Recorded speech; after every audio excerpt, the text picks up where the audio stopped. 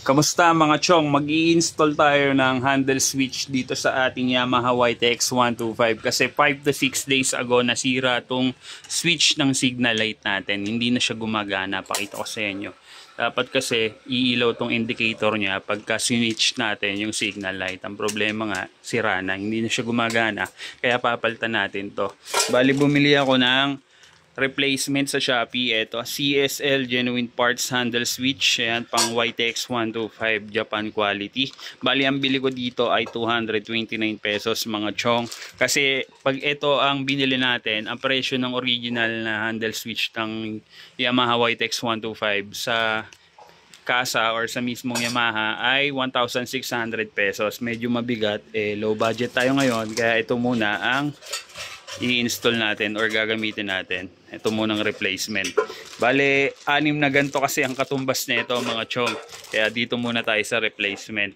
I-install natin to ngayon. Bale, ito pala mga chong, kung kailangan nyo rin o naghahanap kayo, kung bibili kayo, ilalagay ko na lang yung link dyan sa description para i-click nyo na lang. Tapos check out nyo na lang agad, di ba? So, yun. I-install na natin to mga chong. Bali, ang una natin gagawin mga chong, tatanggalin muna natin tong ilaw nya. Gamit tayo ng screw na Philip. Tanggalin natin yung mga tornilyo dito sa gilid. Bali, kabilaan yan. Butin natin to. Ayan. Tapos, tanggalin natin yung mga wirings nya. Ngayon naman mga chong, tatanggalin natin tong bolt na to para matanggal natin tong rubber na nakayakap dito sa mga wirings na to. Nandito kasi yung wirings ng handle switch. Tatanggalin muna natin to. Gamit tayo dito ng 12mm na wrench.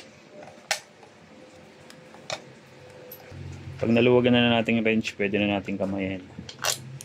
Sugutin natin tong pinaka-lock niya dito.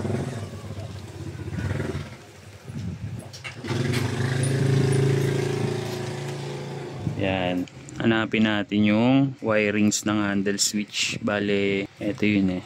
Etong, ilan ba to? Ito, 1, 2, 3, 4. Apat na wire. Tapos itong socket na to.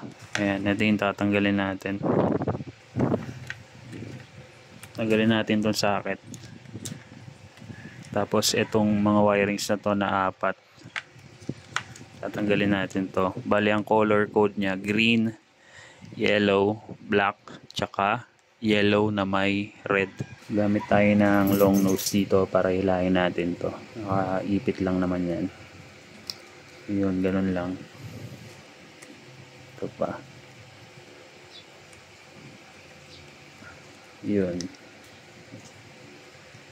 Tanggalan natin yung dalawa. Ito, pangatlo.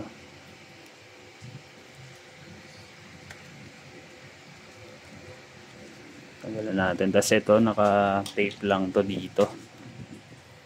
Tanggalin natin tong tape. Ito yung sa headlight to eh. Bale, itong nakakabit na to, yun yung switch nya sa headlight. Ayan. Ito, nakakabit pa pala to. Hugutin na natin to.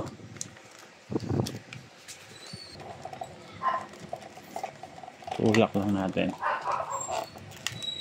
Para mahugot natin itong mga wirings na to, kailangan tanggalin muna natin itong speedometer nya.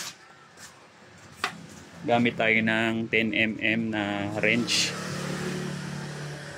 Socket wrench, T-wrench. Natanggal na natin yung mga bolt. Hilahin lang natin to. Pwede na natin hilahin yung mga wirings.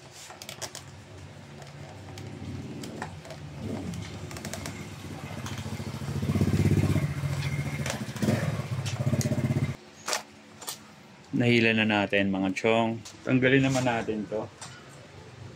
Itong tie strap na to. Tanggalin natin itong tie strap na nakakabit. Nahila na natin yung wirings. Dito naman tayo tanggalin natin yung mismong handle switch nya. Dito naman mga chong, dahil pulpul na yung mga tornilyo nito, hindi na natin siya makakalas dito. Kaya hilahin na lang natin siya dito sa handlebar. Tanggalin muna natin itong handle grip nya. Yun. Tanggalin natin yung isang screw. Itong isang screw medyo matino-tino pa. Yung isa talaga wala na. Pull na. Ayan, para medyo lumuwag. Para hugutin na lang natin. Yung ganun lang. Tanggalan natin itong luma niyang handle switch. Ito itsura. Bale itong wire na isang to sa passing light to nilagay ito nung dating nagkabit, dating nag-ayos ng motor natin para makapag-passing tayo kahit nakapatay yung switch ng headlight. Ito na yung ating lumang handle switch. So kabit na natin yung bago. Salpak na natin itong bago nating handle switch. Tanggalin muna natin yung mga screw nya or luwagan muna natin. Ayan. Tapos ganun lang din kung paano natin tinanggal yung luma nating handle switch. Ganun lang din natin ibabalik to. O ganun lang natin ikakabit to. Salpak lang natin ng ganyan. Ayan. Sikipan natin. Medyo masikip pang area natin. Nandito kasi tayo sa terrace. Mainit kasi sa labas. Hindi nga umuulan. Mainit naman. Pesto lang natin to. Dapat lang natin mabuti.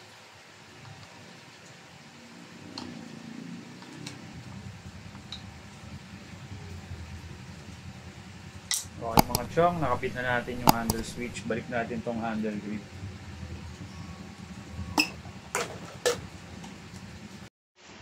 Dito naman tayo sa wiring mga chong. Pasok natin to.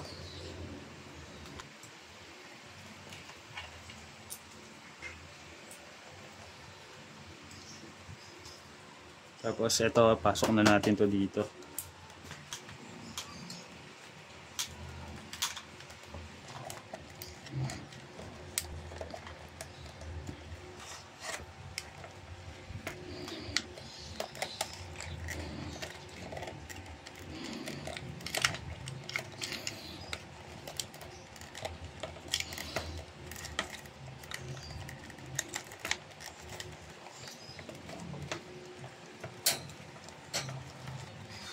Ito mga chong, nahugot na natin yung mga wirings nya, pati yung socket. Ito, connect na natin.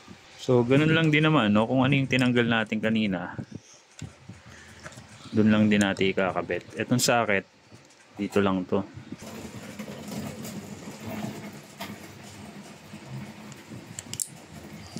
Yun, ganun lang. Tapos itong tatlong wirings na to, kung anong kulay lang din.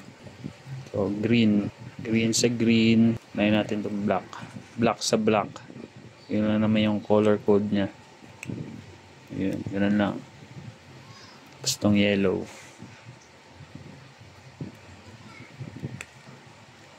Tapos itong green. Ayan, ganyan lang siya. May color code naman siya. Black sa black, yellow sa yellow, green sa green. Ang problema, apat to kanina. Yung pang-apat na yon, ito yon sa headlight yon. Tatanggalin pa natin to para malagyan natin ng switch tong headlight natin. Pero bago natin tanggalin yan, testing muna natin to. Testing muna natin.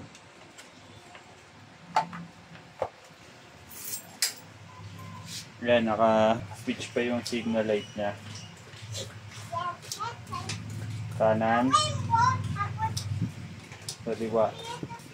Magana na. Ang problema na lang yung sa headlight niya, hindi siya naka-switch kasi hindi pa naka-connect. Gumagana na yung signal light. Okay na. Ito na lang yung sa headlight niya. Dito naman tayo mga chong sa headlight niya. Yellow na may red. Ito kasi yan Yellow na may red. Then sa switch. So itong yellow na may red dito, nakatanggal na to dito sa kabilang socket. Dito naman tayo sa bagong socket na to. Tatanggalin natin tong yellow na may red. Tanggalin muna natin yan. Tulak lang natin to para matanggal natin yung wire na to dito. Ayan, tanggal na natin mga chong. Tapos balik na natin to dito.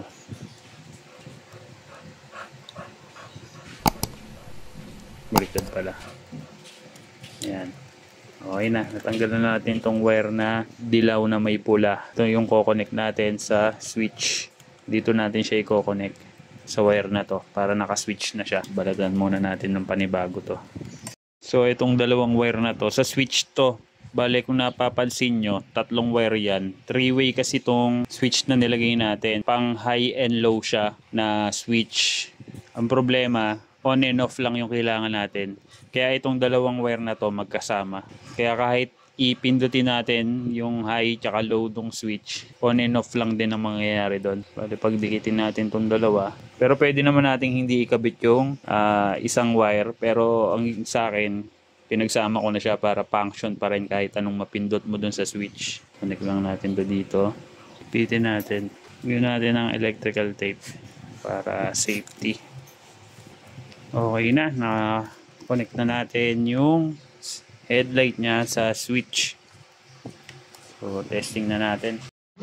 Testing muna natin mga chong bago natin ibalik yung mga pinagtatanggal natin. No? Susi natin.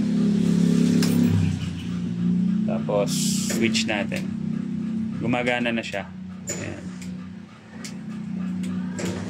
Tapos, testing natin yung kanyang high. Ayan. High, low, high, low, high. Testing natin yung passing niya. Gumagana yung passing niya, mga chong. Kasi, nakabukas yung switch natin ng headlight. Ngayon, patay natin yung switch ng headlight natin. Testing natin yung passing. Hindi siya gumagana. Kasi nakapatay yung headlight. Ayun ang hindi ko pa alam gawin ngayon. No? Kasi yung nagkabit ng wirings na pinakita ko sa inyo kanina, yun yung nag-ayos ng motor natin dati. Bale, mapapassing mo siya kahit nakapatay yung ilaw or nakapatay yung switch ng headlight. Dito kasi sa atin, pag nakapatay yung switch, hindi natin mapapassing. So, yun ang next na gagawin natin. No? Siguro next video na yun. Ito muna ang gagawin natin. Importante may signal light na tayo at okay na tong headlight natin. So, testing natin ulit yung signal light naman. Kanan. Kaliwa. Okay na. So yun mga chong, na-install na natin yung bago nating handle switch and na-testing na rin natin yung signal light, yung headlight, na-testing na natin, no? Bale, ang kulang na lang dito yung passing light na kahit naka-off yung switch natin. Yun na lang ang kakabit natin siguro by next video na yon. Bali ngayon mga chong, ibabalik ko na yung mga tinanggal natin dito. Kung paano natin to tinanggal kanina, ganun lang din naman natin ibabalik. Hindi ko na isasama sa video para hindi na masyadong umaba tong video natin. No? So ibabalik ko lang to mga chong. Okay na mga chong, na ibalik na natin yung mga dapat nating ibalik. Ngayon naman, testing natin ulit kung nagana. Kung nagana pa. Joke lang, gagana yan syempre. Susi natin. Start pa lang muna natin kasi baka malobat yung battery. Okay, naka-start na siya. Switch natin ang headlight. Ayan, nagana ang headlight natin. Passing light natin. Nagana passing light kapag naka-on yung switch ng headlight. So, hindi siya gagana kapag nakapatay yung headlight. Pero sa next video natin, papaganahin natin yung passing light kahit naka-off yung switch ng headlight. Bale, as of now, iyan na muna. Importante na gagamit natin yung passing light. Yun nga lang, kapag nakabukas yung headlight. So, signal light naman tayo sa kanan. Signal light sa kanan. Patay. Signal light sa kaliwa. Patay ulit. So yun, swabe na ulit ang ating signal light. Okay na yung headlight. Yung headlight naman, wala namang problema dito nung nakakabit yung luma nating handle switch. Ang problema lang talaga natin, yung signal light. So yun mga chong, ito na yung ating pag-install ng ating bagong handle switch na replacement from Shopee. Ayan. Kung naghahanap kayo, kung bibili rin kayo, lalagay ko na lang yung link dyan sa description para i-click nyo na lang. So yun mga chong, hanggang dito na lang tong video na to.